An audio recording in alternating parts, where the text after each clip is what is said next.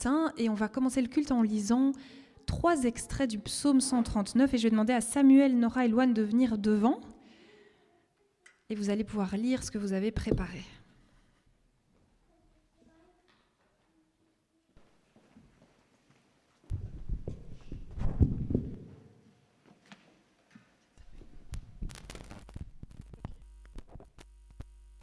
Seigneur, tu regardes au fond de mon cœur et tu sais tout de moi. Tu sais si je m'assieds ou si je me lève. Longtemps d'avance, tu connais mes pensées. Tu sais si je suis dehors ou chez moi. Tu es au courant de tout ce que je fais. La parole n'est pas encore arrivée à mes lèvres que tu sais déjà tout ce que je vais dire. Si je dis que l'obscurité m'engloutisse, qu'autour de moi le jour se fasse nuit, pour toi, même l'obscurité n'est pas obscure. La nuit est claire comme le jour, les ténèbres sont comme la lumière. Mon corps n'avait pas de secret pour toi quand tu me façonnais en cachette, quand tu me tissais dans le ventre de ma mère, quand j'étais encore en forme, tu me voyais. Dans ton livre, tu avais déjà noté toutes les journées que tu prévoyais pour moi, sans et pourtant exister.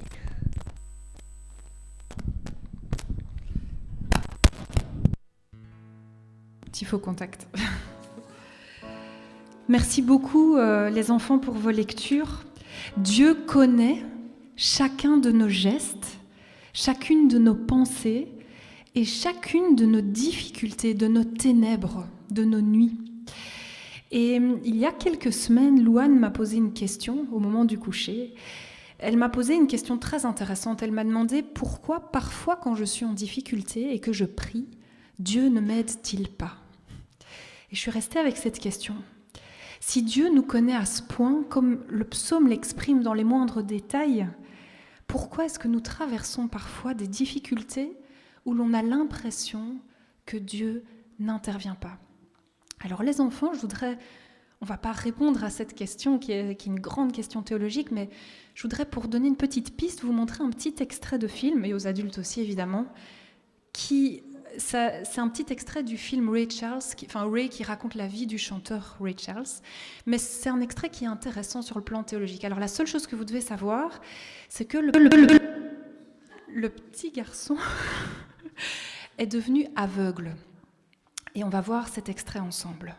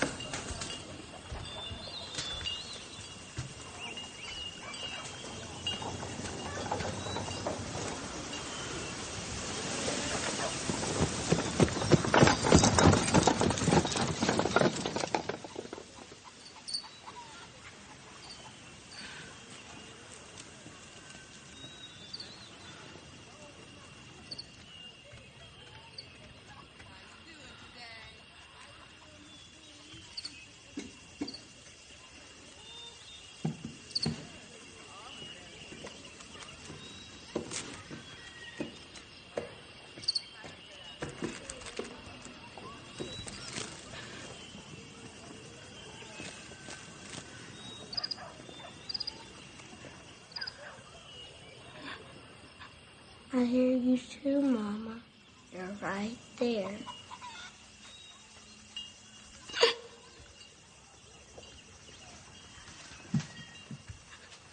Yes, I am. Why are you crying, Mama? 'Cause I'm happy.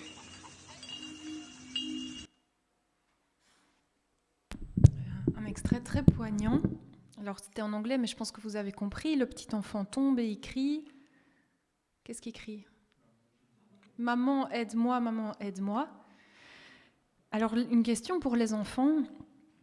Pourquoi est-ce que la maman n'aide pas son fils à se relever dans cet extrait ? Pourquoi est-ce qu'elle ne va pas l'aider ? Vous avez une idée, les enfants ? Ouais, Samuel. Exactement, pour qu'il se débrouille, effectivement. Est-ce que on a l'impression que sa maman ne l'aime pas ? Ou on a l'impression qu'elle l'aime ? On a l'impression qu'elle l'aime. À quoi t'as vu ça, Gabriel ? Même si elle l'aime pas, elle l'aime quand même. Ouais. Et elle est très émue à la fin parce qu'en fait, qu'est-ce qu'il dit ? Je t'entends, maman, je sens ta présence. Et elle dit, oui, je suis là, je suis là. C'est un petit peu la même chose avec Dieu.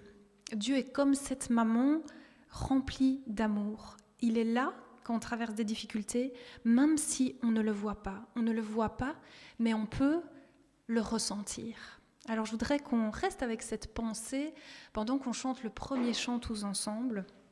Je vous invite à vous lever pour chanter Cet amour. C'est un chant qu'on a appris le week-end passé. Les enfants, vous pouvez rester avec nous jusqu'à la fin du chant et à la fin, vous pouvez aller dans vos clubs. On peut se lever.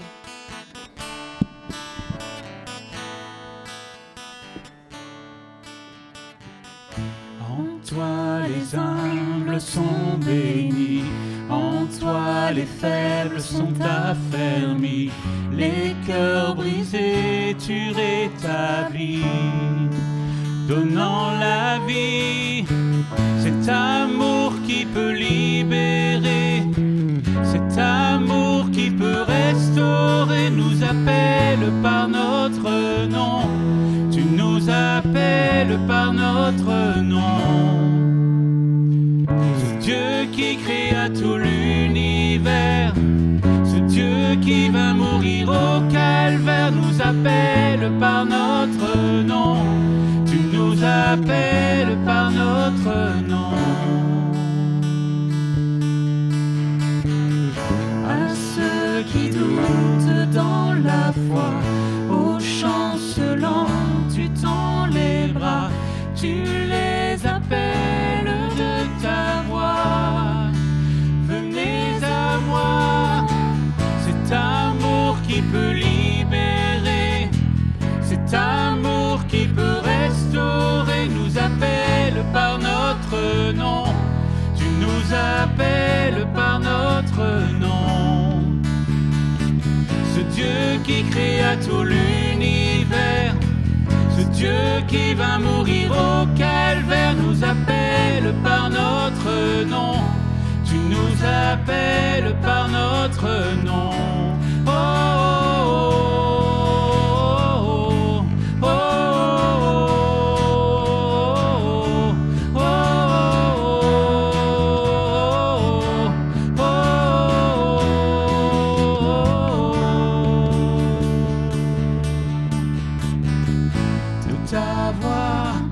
de ta voix, tu nous appelles à la croix.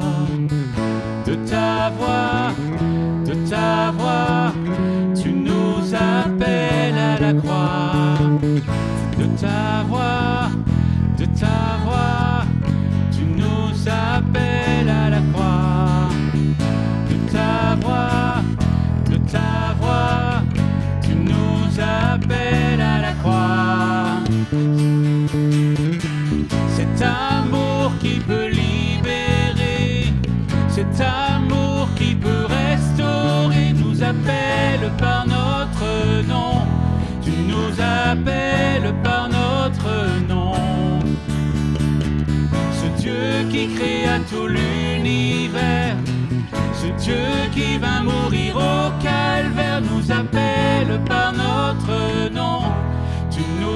appelle par notre nom. De ta voix, tu nous appelles à la croix. De ta voix, tu nous appelles à la croix. Les enfants, vous pouvez rejoindre vos clubs.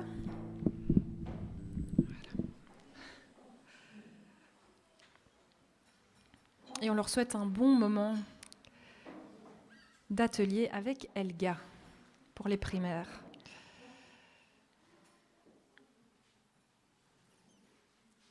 Et je vous invite à la prière.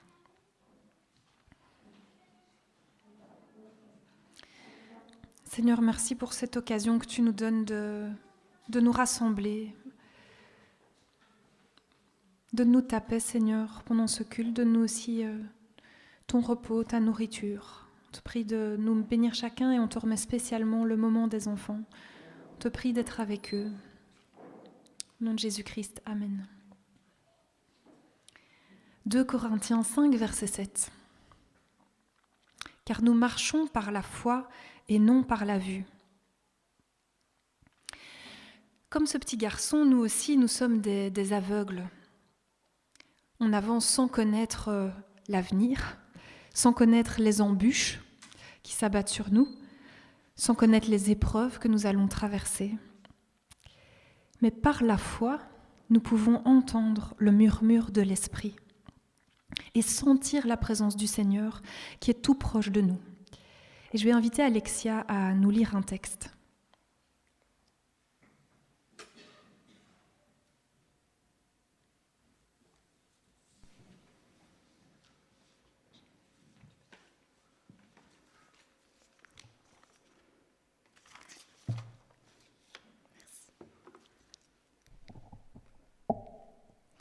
Mon enfant, j'ai tant de choses à te dire. Je voudrais tant parler avec toi, me révéler à toi. Si seulement tu voulais te tourner vers moi, faire silence et m'entendre. Mais tu me donnes si peu d'occasion de t'ouvrir mon cœur. Veux-tu t'entretenir avec moi, ne serait-ce que quelques minutes par jour ? Lorsqu'on écoute Jésus, on prend très vite l'habitude de sa voix. On devient capable de discerner, si j'ose dire, le ton de Jésus, le style qui lui est propre. Simplicité, clarté sereine. Une parole authentique du Sauveur ne rend pas le même son que les échos de notre subconscient ou les approches de l'adversaire. Et dans chacune de ces paroles, on sent un point ferme de repos, quelque chose de final qui met un terme aux incertitudes et aux débats.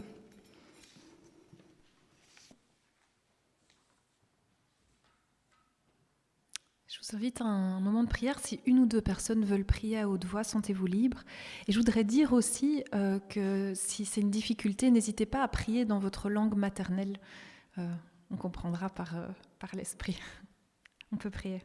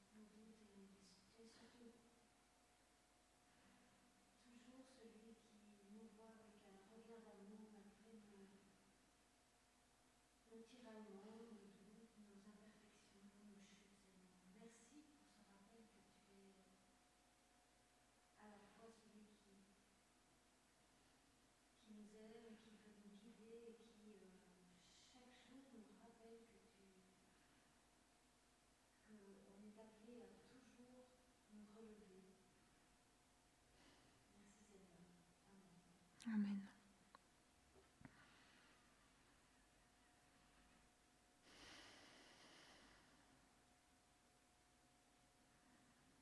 En regardant ce film, je me rends compte, Seigneur, que si nous sommes aveugles, parce qu'on est tous universels, mais si nous sommes aveugles, c'est aussi pour entraîner nos autres sens, notre écoute. monde qui nous entoure. Et parfois, Seigneur, je crois que tu es là tout près, pour que nous apprenions à vivre dans ce monde, mais pas seulement à vivre, aussi à écouter ce qui nous entoure, les gens qui nous entourent, à aimer ce qui nous entoure, comme ce petit garçon qui aimait le son de son criquet qui était dans ses mains. Vraiment, Seigneur, apprends-nous, Seigneur, à écouter, à sentir les gens qui nous entourent, le monde qui nous entoure, parce que ce monde-là, tu l'aimes aussi. Et je te remercie, Seigneur, pour cette année. Merci pour le fait que tu es toujours avec nous. Apprends-nous, Seigneur, à t'aimer. Apprends-nous à te faire confiance toujours plus, afin de pouvoir voir dans le noir, afin de pouvoir dire oui, le Seigneur est là, même quand ça fait mal, le Seigneur est là. Et de changer la question qui souvent pointe dans mon cœur, c'est où es-tu quand j'ai mal? On doit changer en disant oui, Seigneur, je sais que tu es là. Et c'est pour ça que je peux traverser le noir, c'est pour ça qu'apprécier ce que j'ai aussi. Au nom de Jésus, je te prie, Seigneur. Amen. Amen. Levons-nous pour louer le Seigneur. Quand je songe au sublime mystère qu'un Dieu si grand a pu penser à moi, que son cher Fils est devenu mon frère et que je suis l'héritier du grand roi, alors mon cœur redit, la nuit, le jour, que tu es bon, ô Dieu d'amour. On peut se lever.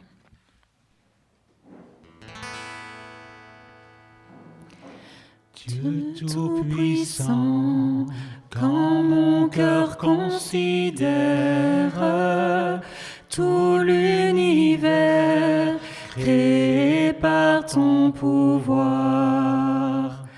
le ciel d'azur, les éclairs, le tonnerre, le clair matin ou les ombres du soir, de tout mon être alors s'élève un chant.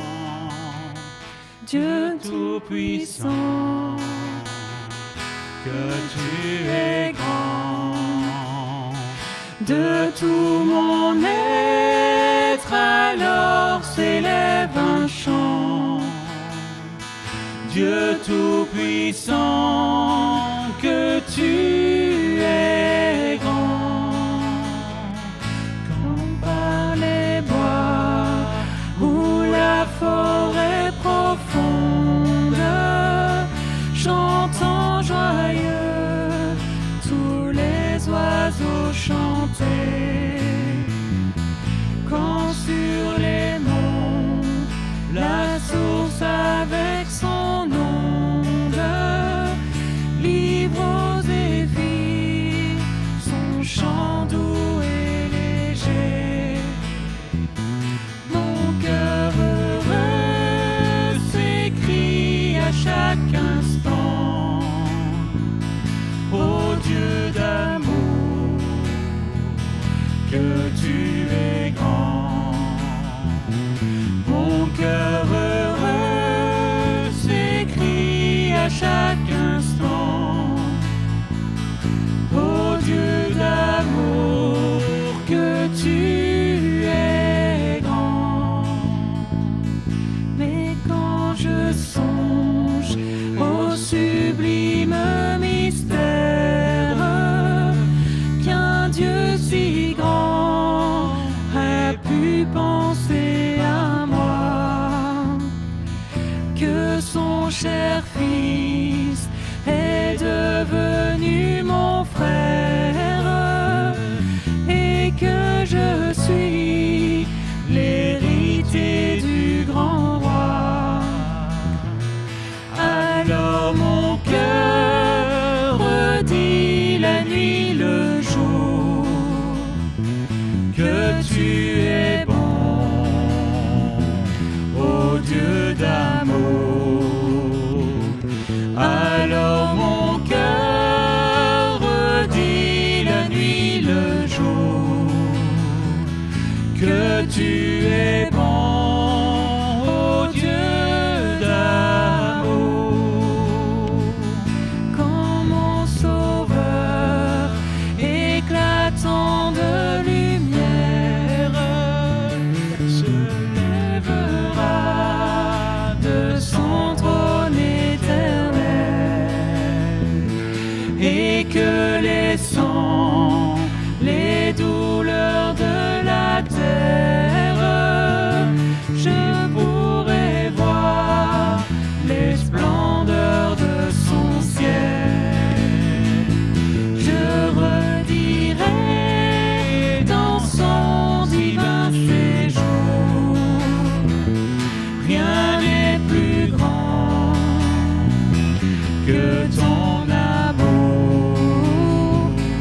je redirai dans son divin séjour.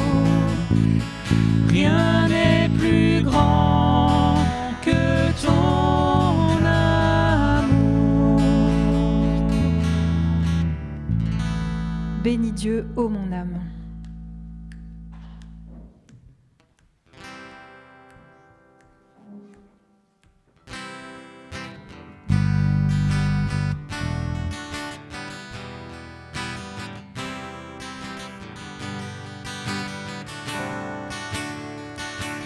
Bénis Dieu, ô mon âme, ô mon âme, rends gloire à son saint nom. Oh, chante comme jamais, ô mon âme, rends gloire à son saint nom. Voici l'aurore, l'aube d'un nouveau jour. Pour toi un chant doit s'élever devant ce qui m'attend et ce qui pourrait arriver. Qu'à la fin du jour je te chante encore. Bénis Dieu, ô mon âme, rends gloire à son saint nom. Oh, chante comme jamais, ô mon âme, rends gloire à son saint nom. Riche en bonté et lent à la colère, ton nom est grand et ton cœur est bon. Je ne cesserai de chanter tes bontés. J'ai des milliers de raisons pour louer. Bénis Dieu, ô mon âme, rends gloire à son saint nom. Oh, chante comme jamais, ô mon âme, rends gloire à son saint nom.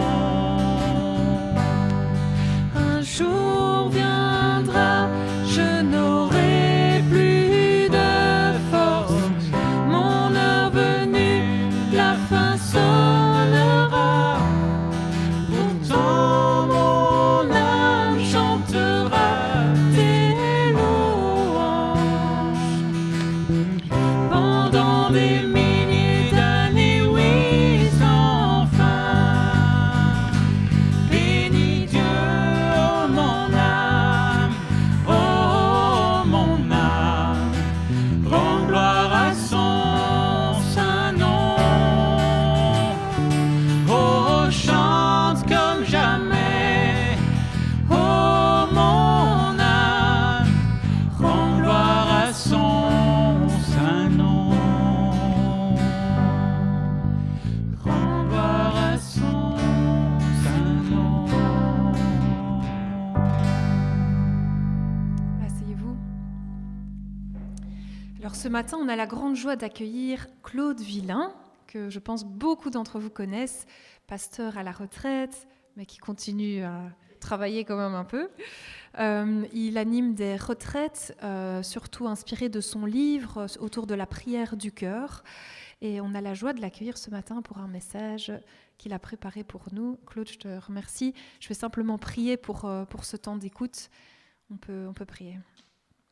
Seigneur, je te remercie beaucoup pour la visite de Claude. Je te prie d'être avec lui pendant ce temps de prédication. Ouvre nos cœurs à l'écoute de ta parole, Seigneur. Au nom de Jésus, amen.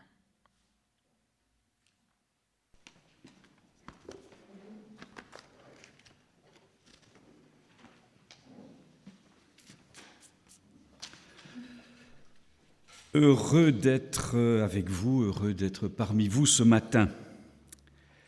Je viens en quelque sorte m'insérer discrètement dans toute cette réflexion sur les crises de la foi que vous allez parcourir pendant ces prochaines semaines. Je ne pense toutefois pas être un intrus, parce que ce dont nous allons parler ce matin concerne le discernement, la vigilance, la lucidité, la capacité à entrer dans notre univers intérieur, qui me semble être une démarche essentielle si nous voulons analyser ce qui nous paralyse ou ce qui nous fait souffrir. Que le discernement et la réflexion te guident, ne t'en détourne pas, ils te feront vivre d'une vie véritable et belle. C'est un texte du chapitre 3 des Proverbes, verset 21. Et on est parfois surpris par des choix de traduction qui nous font découvrir un texte en quelque sorte sous un jour différent. Et la traduction en français, la nouvelle traduction en français courant a souvent l'art de nous surprendre. Et ce fut le cas pour moi en lisant ce verset du livre des Proverbes. Alors, laissons-nous surprendre à notre tour ce matin et plus encore, laissons ces paroles nous questionner. On découvre dans ce texte, on pourrait dire, 3 verbes. Le verbe discerner, le verbe réfléchir, et puis s'engager, se mettre en mouvement ou se laisser guider. Que le discernement et la réflexion te guident, ne t'en détourne pas, ils te feront vivre d'une vie véritable. Et on va s'arrêter plus spécialement ce matin sur ce verbe discerner, mais en étant bien conscient que ce que nous pourrons découvrir dans cette démarche de discernement devra nécessairement, si nous sommes honnêtes, nous inviter à réfléchir à ce que nous aurons découvert et encore plus encore à réformer et agir en conséquence. Discerner, réfléchir, se mettre en mouvement sont 3 démarches fondamentales de tout cheminement de vie. Ne pas se questionner, ne pas s'évaluer, ne pas réfléchir à nos manières de penser et de vivre dans notre quotidien, mais préférer accepter cette banalité répétitive du quotidien qui lentement nous anesthésie. Cette immobilité est certainement confortable, mais elle risque de nous enfermer dans une vie routinière où tout est calme, tranquille, ordonné, certains auraient même ajouté et volupté, mais ce n'est pas tout à fait dans le contexte d'aujourd'hui, jusqu'à ce que la crise vienne et nous bouleverse complètement. On ne se pose pas de questions, on vit simplement, ce qui fera dire à Erich Fromm, beaucoup meurent sans être nés complètement. On connaît tous de ces personnes qui se sont arrêtées de se questionner, leurs opinions sont établies une fois pour toutes et rien ne les en fera changer. Et pourtant, ce questionnement est essentiel si nous voulons entrer et progresser dans une vie de disciples selon la pensée du Seigneur. Discerner, c'est peut-être voir ce qui n'est pas immédiatement visible. Discerner, cela exige de s'arrêter et de regarder au plus intime de nos cœurs pour examiner ce qui nous met en mouvement, ce qui nous fait vivre, en bien comme en mal, cette lucidité qui nous rend sensibles à nos faiblesses, à nos failles, à nos addictions, est essentielle si nous ne voulons pas faire du surplace dans nos vies de foi. Cette lucidité est aussi essentielle pour rester critique face aux grandes mutations de notre monde, en reconnaissant celles qui nous font progresser et celles qui vont à l'encontre de la pensée de Dieu. On est donc en quelque sorte devant un double questionnement, même s'il est parfois difficile de les départager. Tout d'abord, que dit notre cœur ? Et ensuite, que dit ce monde qui nous entoure ? Cette invitation au discernement traverse toute l'Écriture et s'exprimera d'ailleurs à travers de multiples nuances. On est en présence de nombreux textes qui nous invitent à faire le point sur nos parcours, à être éveillés, à être vigilants, lucides. Et dans sa 2e lettre aux chrétiens de Corinthe, l'apôtre Paul invite les destinataires de celle-ci à s'examiner pour voir où ils en sont dans la foi. Mettez-vous, dit Paul, mettez-vous à l'épreuve, examinez-vous vous-même si vous êtes dans la foi. Vous reconnaissez que Jésus-Christ est en vous, n'est-ce pas? À moins que l'examen ne soit un échec pour vous. L'apôtre admet donc que cet examen pourrait se révéler négatif et qu'après celui-ci, on soit obligé de reconnaître que l'on a fait fausse route. Cet examen, comme dit Paul, peut se révéler un échec. On peut voir, me semble-t-il, un double questionnement. Une invitation tout d'abord à évaluer et questionner les fondements mêmes de notre foi. En quel Dieu croyons-nous? Mais aussi à se poser la question de la manière dont cette foi en Dieu influence et impacte nos vies. En quoi nos vies sont-elles en accord avec les enseignements pratiques de l'Écriture? Ces deux questionnements sont essentiels et il est bon de se les poser régulièrement.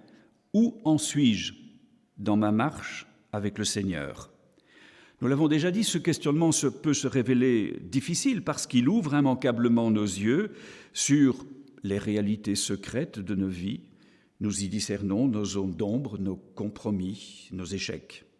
Et au terme de celui-ci, si nous sommes honnêtes, nous ne pourrons que reconnaître notre profonde pauvreté spirituelle. Et même si le Seigneur a déjà œuvré dans nos vies, s'il a déjà pardonné, guéri, nous prenons conscience qu'il y a encore beaucoup de boulot et que ce boulot et que ce travail ne sera d'ailleurs jamais terminé ici-bas. Un chemin aride, mais tellement essentiel, comme le dit Antoine Nuis dans son excellent commentaire du Nouveau Testament. La lucidité est un des fondements d'une vie de foi. Si nous voulons grandir dans la vie, progresser, grandir dans la vie chrétienne, nous devons identifier ce qui nous fait grandir et ce qui nous handicape pour cultiver l'un et éviter l'autre. Cet examen est le meilleur moyen de reconnaître la place que Dieu occupe dans nos cœurs. Nous acceptons sur le plan scolaire comme sur le plan professionnel les contraintes qui sont imposées par des examens et des évaluations. Ceux-ci nous permettent de voir ce qui est acquis, mais aussi ce qui demande à être révisé. Une mauvaise note nous indique que la manière n'a pas été comprise, mais peut-être pour les jeunes, tout simplement, qu'on n'a pas pris le temps d'étudier la matière. Mais ça, c'est autre chose. Pourquoi sommes-nous si réfractaires à engager le même cheminement en ce qui concerne notre vie de foi, mais aussi le même questionnement en ce qui concerne nos choix de vie? Pourquoi nous est-il si difficile de faire ce bilan d'une manière régulière, peut-être chaque semaine, peut-être chaque mois? Et si nous prenons le temps de le faire, il nous évitera bien des faux pas et nous gardera du risque de nous tromper de chemin. Un examen qui, s'il est honnête, ne peut que nous faire grandir. Cette démarche peut aussi nous conduire à de douloureuses conclusions. J'ai un ami très intime qui vit en Californie, on ne se voit pas très souvent.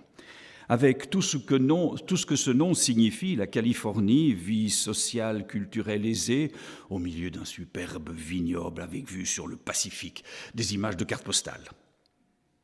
Lors d'un long entretien avec lui sur la foi et sa relation à Dieu quelque peu chaotique, il se posait la question en regardant en arrière sur ces 60 années écoulées, et il devait douloureusement constater que le bilan était bien léger.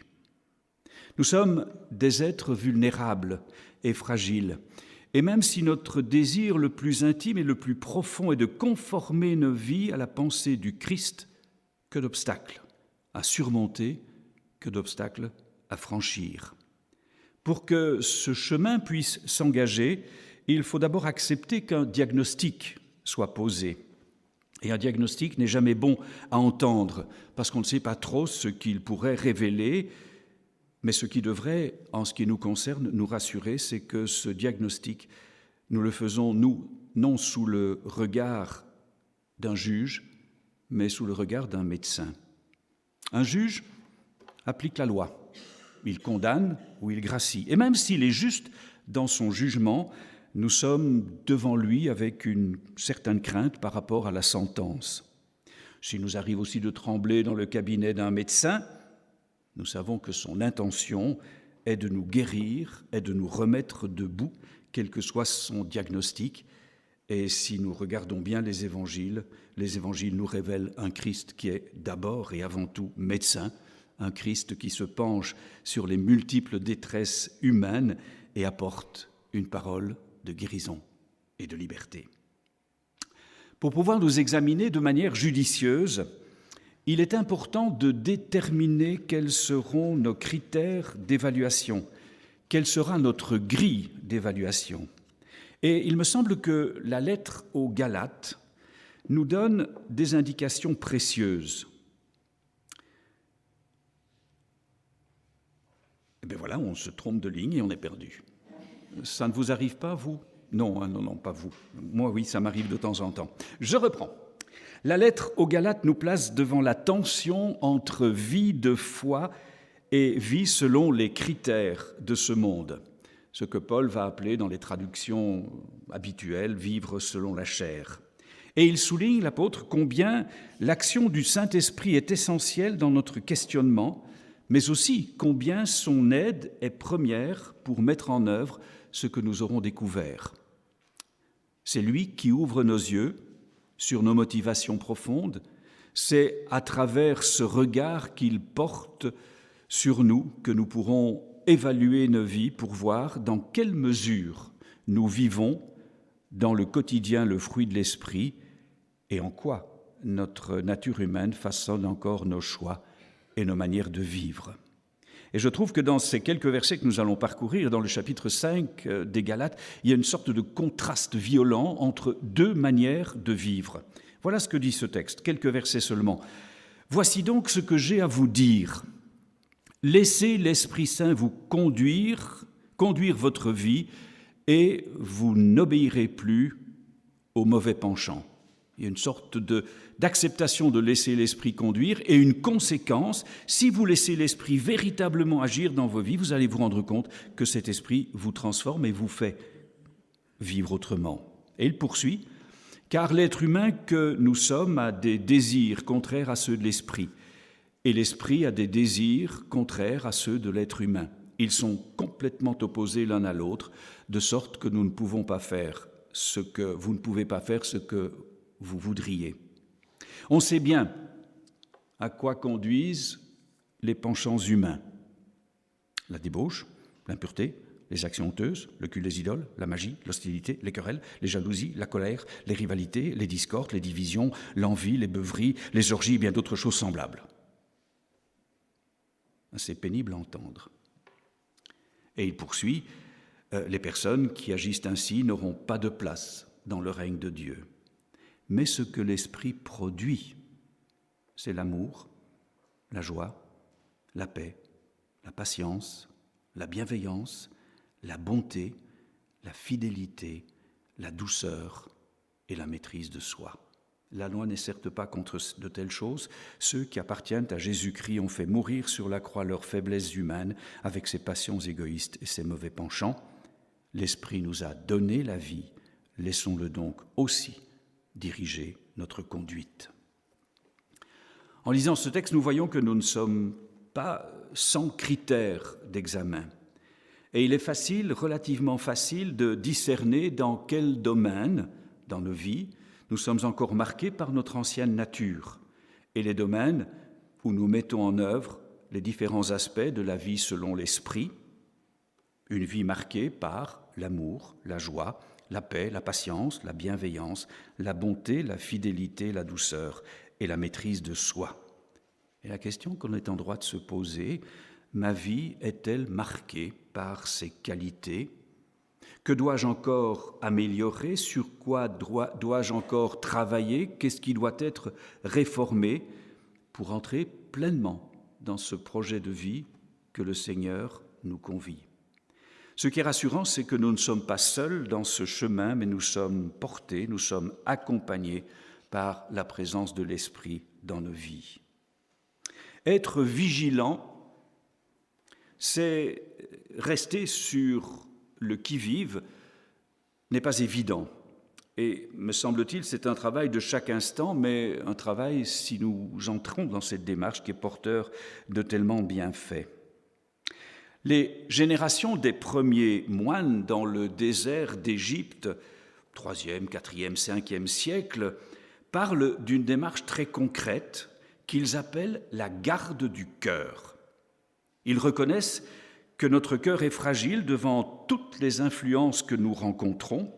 Veiller à la garde du cœur, c'est décider de faire un tri systématique devant toutes les pensées qui nous viennent, les propositions qui nous traversent, pour ne garder que les bonnes et rejeter les autres. On pourrait dire que cette garde du cœur nous invite à laisser entrer ce qui est bon et à fermer notre cœur à tout ce qui est mauvais et nous distrait de Dieu. On pourrait peut-être le résumer très simplement, bon, je garde, mauvais, je rejette. Et ce tri, il nous arrive tous de le faire, mais peut-être devrions-nous veiller à le faire de manière régulière et nous serions surpris des résultats. Si l'Écriture nous invite à poser ce regard sur notre vie intérieure pour en discerner les zones d'ombre et de lumière, elle nous invite aussi à la vigilance face aux influences et aux pressions qu'exerce notre monde. Et ces pressions sont nombreuses et souvent bien insidieuses. Et on va l'illustrer encore par un dernier texte qui est un texte que vous connaissez tous très bien et qui est quand même un texte un peu interpellant. Romains 12, verset 2. « Ne vous conformez pas aux habitudes de ce monde, mais laissez Dieu vous transformer et vous donner une intelligence nouvelle. Vous discernerez alors ce que Dieu veut, ce qui est bien, ce qui lui est agréable et ce qui est parfait. » Ne pas se conformer, ne pas se laisser mouler, mais discerner ce qui est selon la pensée de Dieu, ce qui est bon, ce qui lui est agréable, ce qui est parfait. L'apôtre nous parle d'une intelligence en éveil, qui observe, qui juge, non seulement les mouvements de notre vie intérieure, mais qui nous questionne aussi sur l'influence qu'exerce sur nous notre environnement social, culturel. Nous connaissons tous ces influenceurs et ces influenceuses qui nous suggèrent un parfum dont nous n'avons pas vraiment besoin et qui nous proposent un pantalon ou une robe que nous mettrons probablement qu'une seule fois. Les médias sont puissants pour nous imposer leur choix de vie, puissants mais plus encore insidieux pour nous faire croire que ces choix sont les bons. Et ici, manifestement, l'apôtre oppose à ces influences des choix de vie qui remettent au centre notre foi, notre amour et notre espérance. Pour discerner ce que nous pouvons garder de ce que le monde nous propose et rejeter ce qui n'est pas selon la pensée de Dieu, nous aurons parfois de la peine à faire le tri et nous aurons parfois, peut-être même bien souvent, besoin d'une aide extérieure qui viendra nous éclairer devant les défis que nous lance notre monde. En un mot, une aide extérieure pour nous aider, nous conseiller, nous éclairer. Et nous pouvons remercier le Seigneur parce que nous avons des frères et des sœurs qui possèdent les outils d'analyse des grands courants de la pensée contemporaine que nous ne possédons pas ou que nous ne maîtrisons pas. Et à ce titre-là, la rencontre du 5 novembre avec Marie-Noël Yoder devrait nous aider à mieux comprendre les enjeux liés à la question de genre.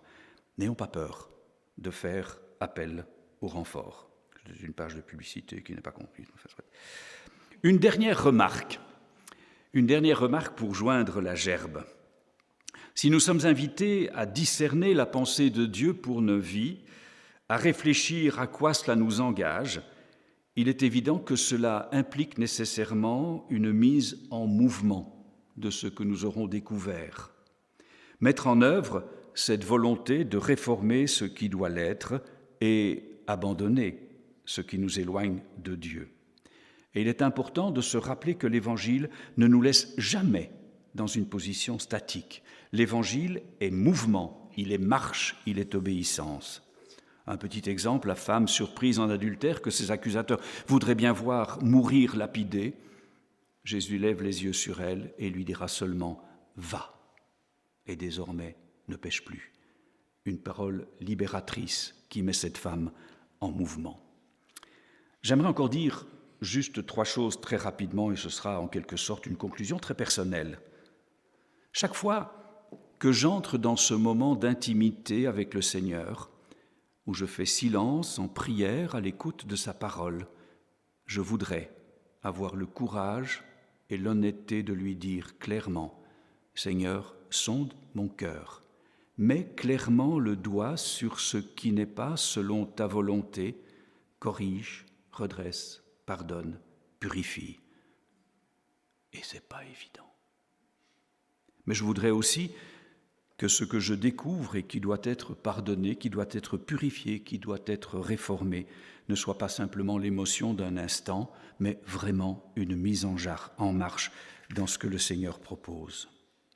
Deuxième chose, j'aimerais, si le Seigneur me garde lucide encore quelques années, d'être jusqu'au terme de ma course un questionneur de sens. Quelqu'un qui refuse de dire « je suis arrivé, j'ai tout compris ». Je voudrais être quelqu'un qui continue à lire, à méditer la parole, mais aussi tout ce qui peut me permettre de mieux la comprendre pour y trouver de nouvelles richesses, y faire de nouvelles découvertes.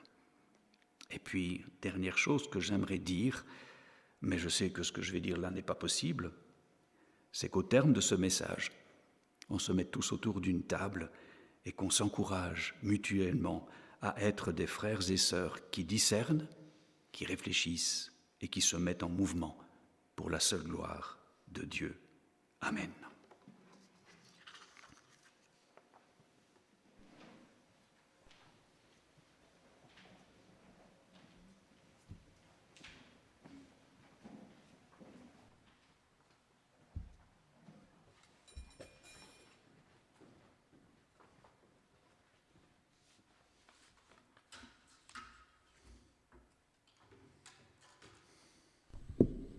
Merci beaucoup, Claude, pour cette riche réflexion. Et je vous invite à poursuivre la méditation en chantant ce nouveau chant, celui que mon cœur aime.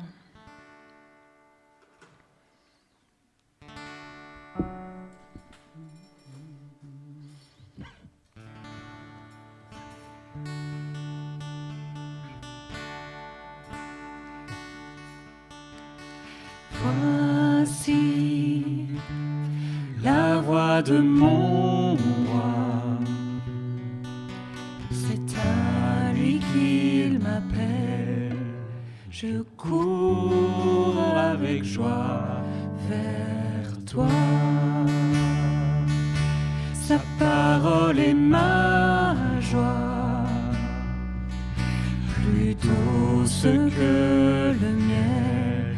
C'est ma raison, oui, c'est mon choix. Il est la vie, il est la voix. Chantez-le sur les toits. Magnifique, immuable est le Seigneur. Mon Dieu, mon Père, à jamais ma vie chantera ta splendeur. C'est toi que mon cœur aime.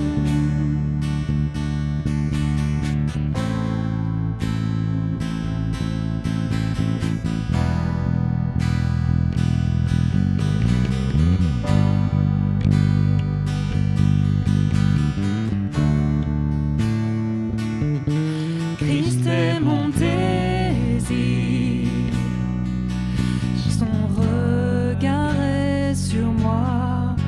Oh, comment pourrais-je le fuir?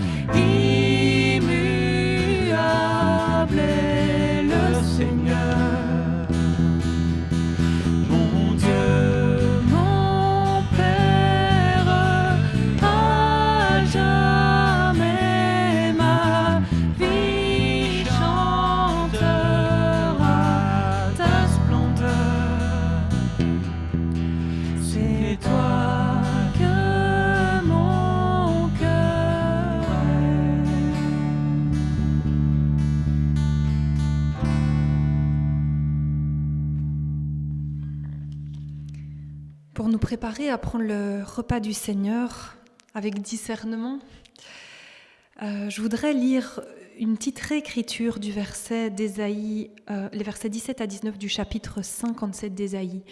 Le verset est repris tel quel, j'ai simplement changé les personnes pour qu'on puisse le recevoir plus personnellement. Bien souvent, rebelle, je suis la voix de mon cœur. Le Seigneur dit, j'ai vu tes voies, mais je te guérirai, et je te conduirai, et je te comblerai de consolation, toi et ceux qui mènent le deuil. Je crée le fruit des lèvres, paix. Paix à celui qui est loin et à celui qui est proche. Que je me sente proche ou loin ce matin, je suis invitée à prendre le repas du Seigneur, avec la conscience que souvent la rébellion de mon cœur abîme ma vie et ma relation avec le Père. Mais nous pouvons nous approcher de ce repas avec confiance. Ésaïe 53, verset 4. Ce sont nos souffrances qu'il a portées. C'est de nos douleurs qu'il s'était chargé.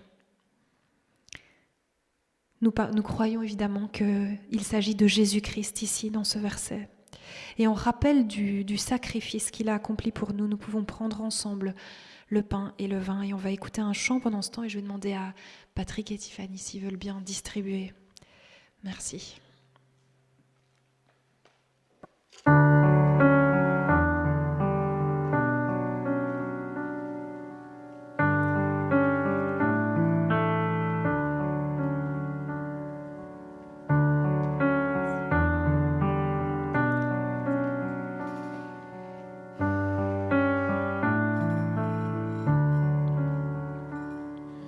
Tu t'es abaissé pour l'humanité. Tu fus humilié et abandonné. Ta mort est ma vie. Tu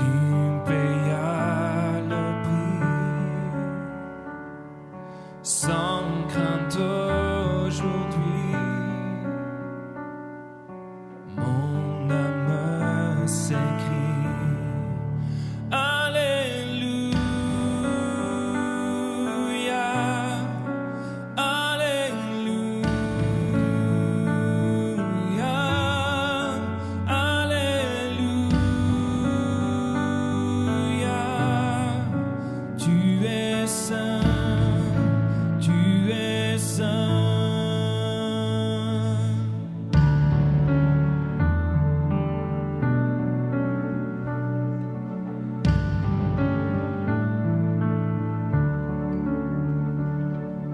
Je suis à tes pieds pour te remercier d'avoir accepté de tout supporter, éprouvé je tiens, pardonner je viens.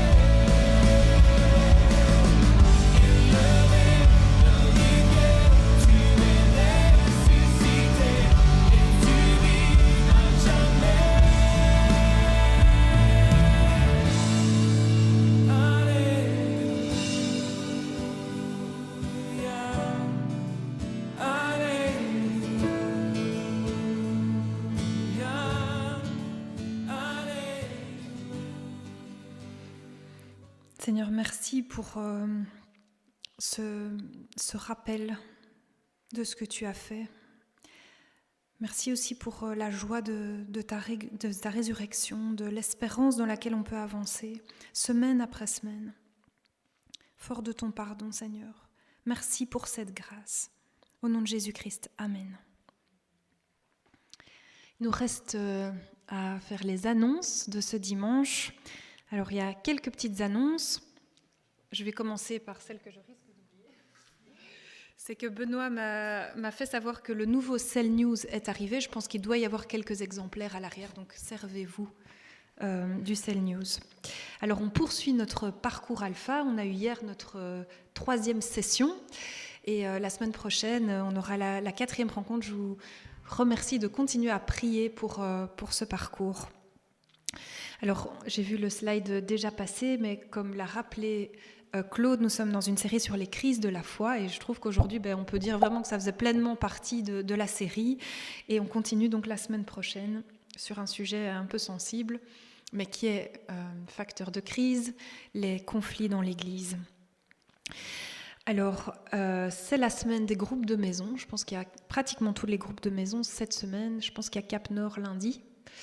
Il y a vendredi Pep à Sterrebeek, lundi à Odergem et Uccle. Je n'ai pas eu la confirmation, mais je pense qu'il y a aussi. Et c'est jeudi.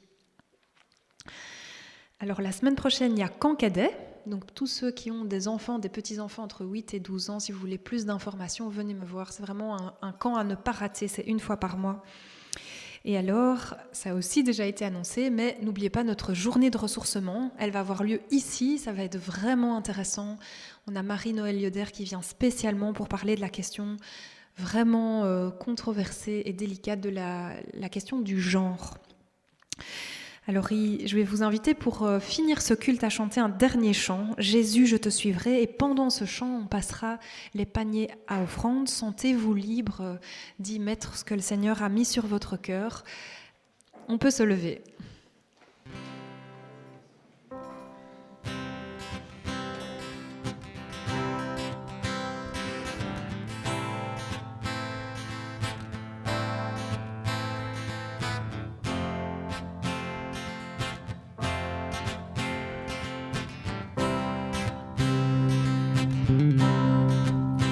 Dans la joie, quand le soleil inonde sur les monts où ta présence abonde. Oh, oh. Jésus, je te suivrai. Dans la peine, quand mon âme sombre, dans la vallée du deuil et de l'ombre. Oh, oh. Jésus, je te suivrai. Car tu es mort pour moi. Je vivrai pour toi. Tu t'es offert sans rien garder. Tu as souffert pour me sauver. Oh. Jésus, je te suivrai. Je t'aimerai plus que la vie. Te servirai malgré le prix. Oh. Jésus, je te suivrai.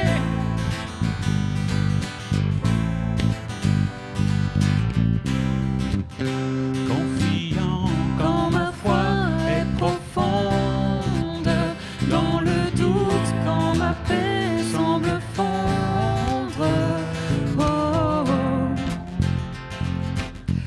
Jésus, je te suivrai.